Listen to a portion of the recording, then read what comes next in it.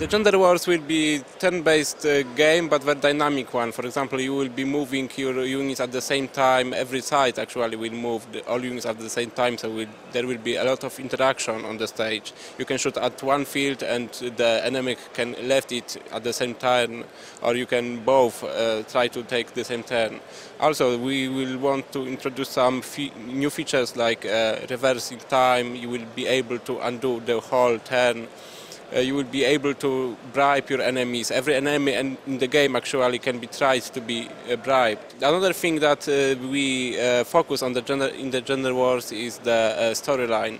It will be very complex. Each campaign will have its own story, its own maps, its own characters, but they all will be part of the bigger universe storyline. So you will need to play all the games and all the campaigns in order to learn full story to get the whole picture.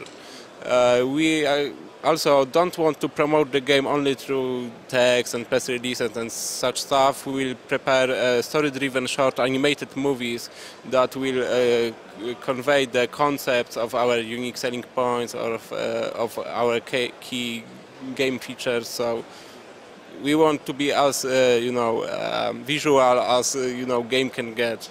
I thought it was very interesting that apparently men and women are at war. So how did that came to be?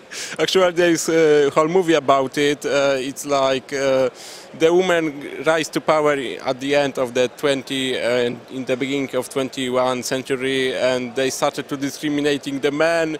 Men fought off, and the war broke out, and apocalypse happened, and the rest is the game. Okay, so I understand that there will be both a female and a male campaign. Yeah, exactly, and both campaign will spin around the same core storyline, but they will tell the story from its own perspective. So, for example, when you meet some character from the other side, you don't know why he is here, what he is doing really, what his background. You will have to learn that from the other campaign. So it sounds like it's going to be pretty hard for mankind to survive if we're at war with each other like that. Yeah, actually, the whole concept of the game, of the war in the future, is that almost everything is destroyed. The headquarters of each army are hiding on atomic submarines. Their location is unknown. These are the best kept secret in the world. Even ordinary soldiers don't know where his commander is located at the moment.